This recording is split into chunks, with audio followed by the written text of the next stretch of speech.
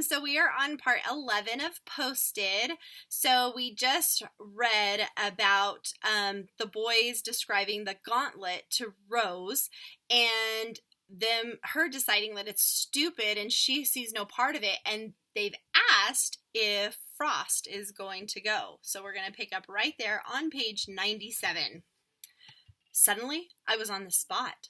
I squirmed in my seat, sensing Bench boring holes into me on one side and Wolf's sharp green eyes on me from the other. A simple enough question, except it wasn't simple at all. Bench was challenging me, and somehow I couldn't back down, not in front of everyone, not in front of Rose. What? Pass up a chance to watch someone plow into a tree at 40 miles an hour and possibly crack their skull open? Who wouldn't want to see that? I said half-heartedly. I didn't return Wolf's stare or bother to look at Dee Dee either. I did glance over at Rose, just to see if I could tell what she was thinking, but there was no reading her expression. I did know one thing, though. When Bench punched me playfully on the shoulder after I agreed to go with him to watch Evan Smalls try to kill himself, it hurt a little. Bench picked up his tray and said that he was finished and that we needed to go get something from his locker before next period. We'll meet up after school, all right? He was speaking to me. Only to me. I gave the most imperceptible of nods. As he walked away, Wolf waved to him, but Bench's hands were so full he didn't wave back. The gauntlet. Middle school is a minefield. Deciding who to like and not like, and who to follow and who to ignore completely, worrying that you're going to trip while walking down the hall and sprawl all over the floor like a beached starfish, wondering if you should raise your hand when the teacher asks a hard question and risk exposing your nerdiness for the sake of a few bonus points, taking every sideways glance as a message, trying to crack the code. Every day you're bound to do something that gets you noticed by the wrong people. Every day you're bound to step somewhere you shouldn't. I know all about minefields. Actual, honest-to-God explosives buried in the dirt minefields. From my crazy Uncle Mike, the one who gave me the whale shirt for my birthday. He served in the Army straight out of high school and did 2 tours on the bomb squad. His official title, I guess, was Explosive Ordnance Disposal Specialist, but his buddies gave him the nickname Pinky. He spent most of his time over in Iraq for round 2, as he called it, helping to detonate and disarm landmines and IEDs, improvised explosive devices.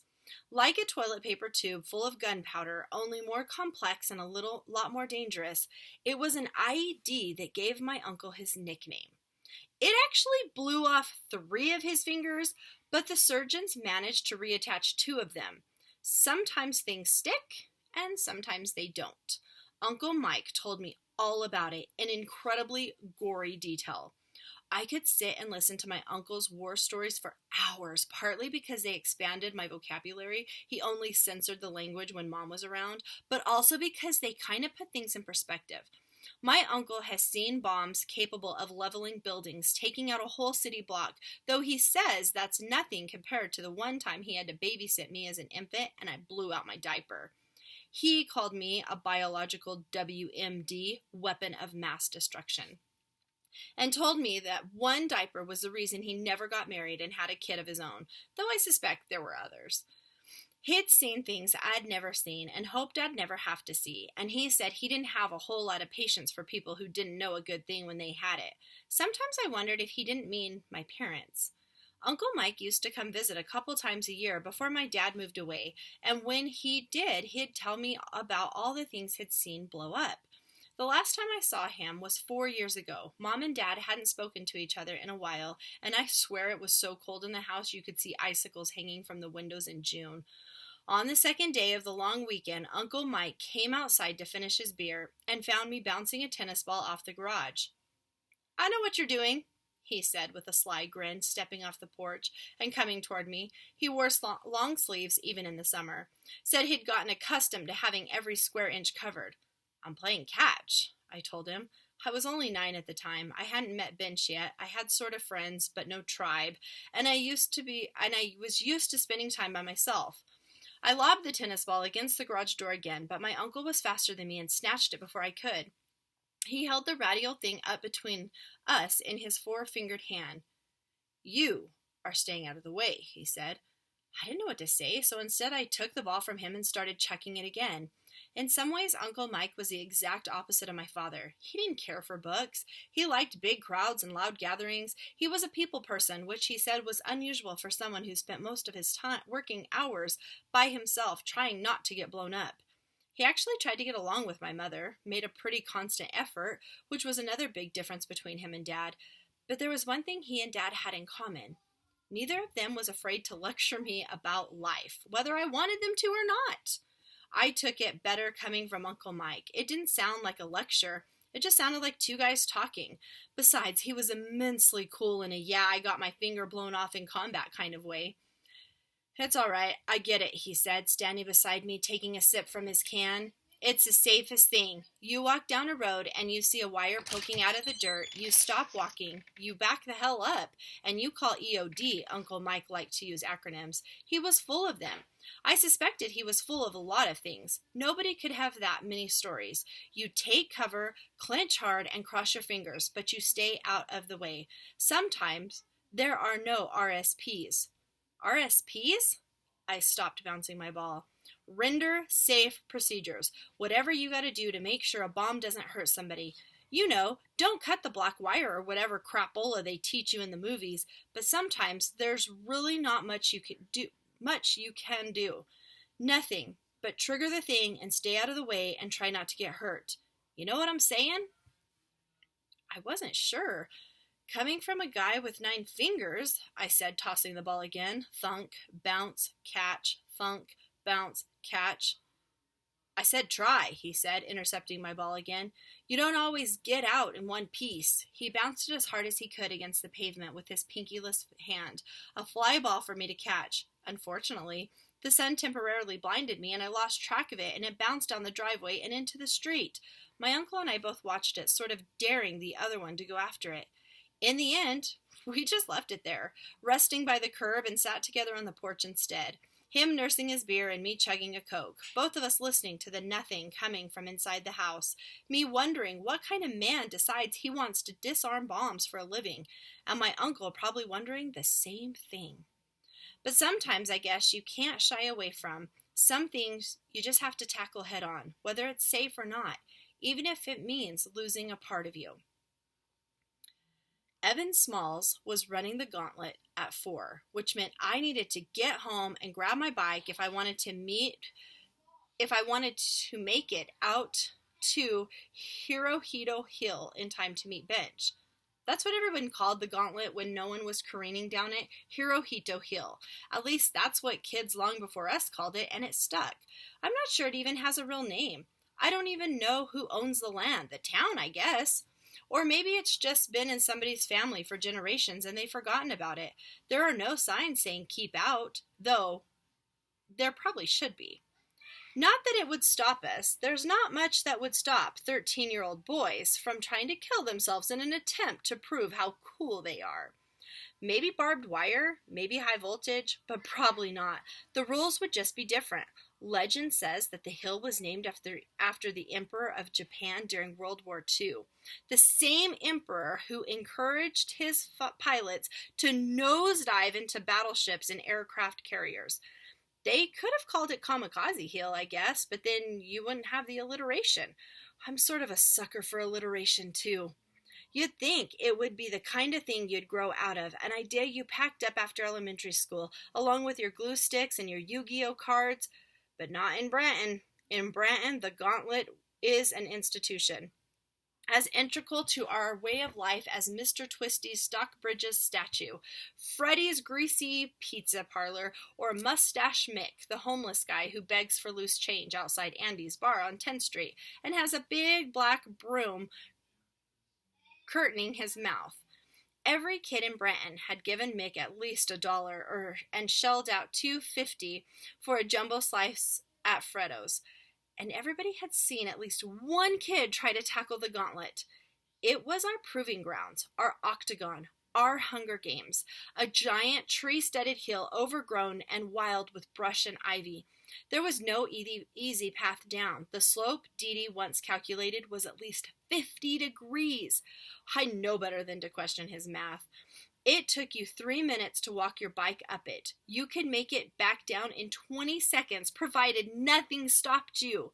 But something always stopped you. There was no single straight line path to navigate. You had to turn, and turning on that kind of slope, going that kind of speed was tricky to do once, let alone the dozen times you would need to in order to dodge the trees and reach the bottom intact. I'd never ridden the gauntlet, but I'd run down it on foot a few times. That was slightly safer. When you feel like you're going too fast, you can just whip out an arm and lasso one of the 1,000 trees that threaten to pulverize you, anchoring yourself to it. But even running down, you run the risk of tripping over a root or getting tangled in the underbrush, splitting your head open on a rock or twisting your ankle. On a bike, you're almost better off just closing your eyes and hoping for angels to guide you. In the whole history of Branton Middle School, more than 50 years, there were probably only a dozen kids who had made it to the bottom of the hill in one piece. All of them had long since graduated, their names recorded in whisperers, passed down from kid to kid, generation to generation. None of them were named Evan Smalls. He was going to crash, no doubt about it. That's why everybody was here. They wanted to watch. I met Bench at the base, standing in the fields of clover and spent dandelions where everybody just pitched their bikes in a great big pile. I was early. Evan hadn't even shown up yet. But there was already a crowd. Lots of people I knew, but Bench was the only one I was friends with. "Beatcha," he said when he saw me. "I'm guessing they didn't change their mind." Wolf and Dee Dee, he meant. Maybe Bench thought they would call at the last minute and say they were coming, but Wolf was probably rocking Choppin', and Dee Dee was probably locked in his room polishing his dice and drawing up maps for our Saturday night session. I didn't tell Bench how close I had been to not coming myself, how awkward I felt with both him and Wolf staring at me at our table. He seemed to know what I was thinking, though. "Man," he said, "lunch today." "Yeah," I said. "Weird." "So weird," I repeated, not sure if we were using the word the same way. It had certainly been uncomfortable, but then the origami thing had been kind of funny. "Komodo dragon," I mumbled. "Yeah, what was up with that anyway?" "If I would have known, I would have just told her to make me a fish." Bench grunted. "Something tells me Rose Holland is going to do whatever she wants to, no matter what you say." Those words mashed together seemed to form a compliment, but it didn't really come off that way. And her and Wolf, he didn't even ask. I mean, that's our table. I didn't tell Bench that Wolf did ask, sort of. I just didn't ask Bench. Maybe he knew what the answer would be. "It's just lunch," I said, sensing the tension in Bench's voice. Suddenly, I wasn't sure I wanted to talk about it anymore. "Yeah, I know, but did you see the looks we were getting?" he asked. "And not just today, yesterday too. Some of the guys I practiced with, you could just tell what they were thinking." I tried not to think about what they were thinking. I told myself I didn't care. I didn't have guys who I practiced with.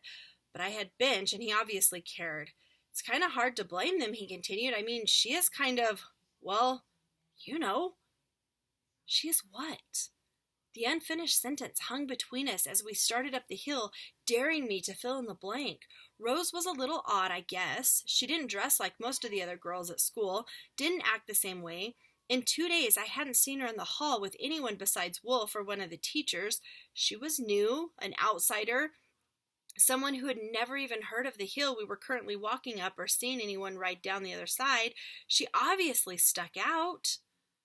"It's not just how she looks," Bench added quickly, seemingly reading my thoughts again. "I heard her mom's crazy, and nobody has ever seen her dad." "You sure know a lot about her," I said, maybe more suggestive than I meant to. Bench stopped and gave me a hard stare. We were nearly at the top of the hill now, where everyone else had gathered, clustered in their own tribes. "People say things, Frost. You know that?" Yeah, I knew that. Sometimes the things they say get back around to you. Sometimes they don't. But you know they're out there. I'm not suggesting I have anything against her personally. I just don't know if she should sit with us all the time. Things were just fine before, right? I stood in front of him and thought of all the ways I could respond. I could say that it's only been twice so far, which hardly counts as all the time. I could say it wasn't his decision to make. There were 4 of us at the table. I could say that it shouldn't matter who she sat with or who we did. I could throw his own words back at him and say that Rose Holland was probably going to do whatever Rose Holland wanted to do, but he wasn't wrong. We were just fine before. Okay, I said. I wasn't entirely sure what I was saying okay to. I was just ready to stop talking about it. All right, Bench sighed. Okay, head over to Schoology.